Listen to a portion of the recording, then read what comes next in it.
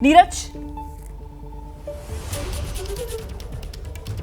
बिल्कुल रोमाना, पहली बार ऐसा हमने देखा है कि इस तरह की प्रेस कॉन्फ्रेंस जो है भारतीय सेना और विदेश मंत्रालय के द्वारा की गई, जिसमें पाकिस्तान के टेरर कैंप्स, क्योंकि बालाकोट एयर स्ट्राइक के समय भी और सर्जिकल स्ट्राइक के समय भी इस तरह की पूरे सबूतों के साथ कि कहां कहां पर कैंप है, कौन कौन से कैंप है, कहां पर वीडियोग्राफी के साथ उनकी पूरी सैटेलाइट इमेजेस ली गई, वीडियोग्राफी की गई, ड्रोन के जरिए की गई। और रोमाना, जो हम लोग बता रहे थे लगातार कि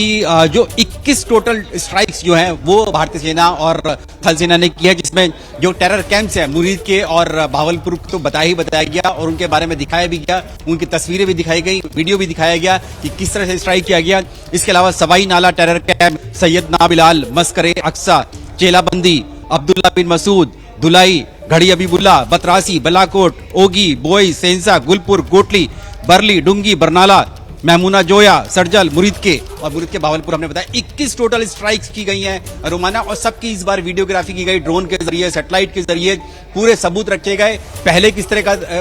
टेरर कैंप था और उसके बाद अटैक करने के बाद किस तरह का टेरर कैंप हुआ, सब हुआ, सबूतों के साथ हुआ। वीडियोग्राफी की पूरी मीडिया के सामने की गई, दुनिया की मीडिया के सामने यहाँ पर मौजूद थे। जिस वक्त देश दुनिया दोनों के मीडिया यहाँ पर मौजूद थे, उनके सामने जो विदेश सचिव हैं वो विक्रम मिस्री और साथ ही जो कर्नल सोफिया कुरैशी थी, उन्होंने ब्रीफिंग की पूरी स्लाइड्स के साथ, वीडियोग्राफी के साथ कि कैसे अटैक किया गया इन पर, और बताया गया कि किस तरह से भारत जो है आतंक को झेल रहा है। अब शुरुआत की गई संसद के हमले से, उसके बाद फिर 26/11 अटैक, उसके बाद उरी, उसके बाद पुलवामा, उसके बाद पहलगाम, और भारत लगातार ये कहता आ रहा था पाकिस्तान से कि आप इनके खिलाफ कार्रवाई करें। पाकिस्तान ने आतंकियों के खिलाफ, आतंकी संगठन, आतंकी टेरर कैंप, आतंकी लॉन्च पैड्स, इनके खिलाफ कोई कार्रवाई नहीं की। इसके बाद ही विवश होकर भारत को ये कार्रवाई करनी पड़ी और ये कार्रवाई नीरज भारत की तरफ से क्लियर किया गया कि ये कार्रवाई जो है वो पूरी तरीके से नपी तुली कार्रवाई, अनुपातिक ये कार्रवाई, और जहां जहां भारत ने निशाना साधा आतंकवादियों पर,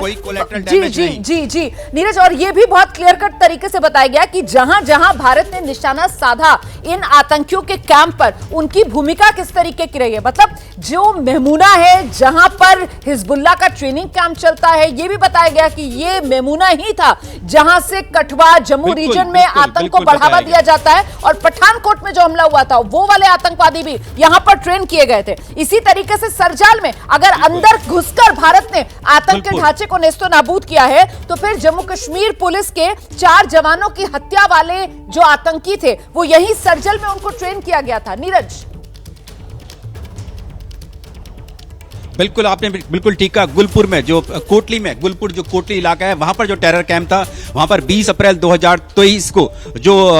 तीर्थ यात्री यानी कि वैष्णो देवी की जो बस पर जो अटैक हुआ था, जिस अटैक के बाद जो बस जो थी वो खाई में गिर गई थी, उन तीर्थ यात्रियों पर जो हमला हुआ था वो गुलपुर एलओसी के पुंछ रजौरी से 35 किलोमीटर दूर कोटली में जो टेरर कैंप है वहां पर दी गई थी। उनको ट्रेनिंग दी गई थी, कसाब की ट्रेनिंग, हेडली की ट्रेनिंग। हेडली यानी कि जो 26/11 अटैक का जो मास्टरमाइंड है, जो इस वक्त जेल में बंद है अमेरिका की, उसकी ट्रेनिंग मरकज तैयबा मुरीदके में हुई, सांबा के ठीक सामने 30 किलोमीटर दूर मुरीदके में। इसके अलावा लश्कर का शिविर सवाई पीओके के तंगधार सेक्टर के अंदर 30 किलोमीटर दूर, जहां पर 20 अक्टूबर 2024 को सोनबर्ग में, 24 अक्टूबर 2024 को गुलबर्ग में।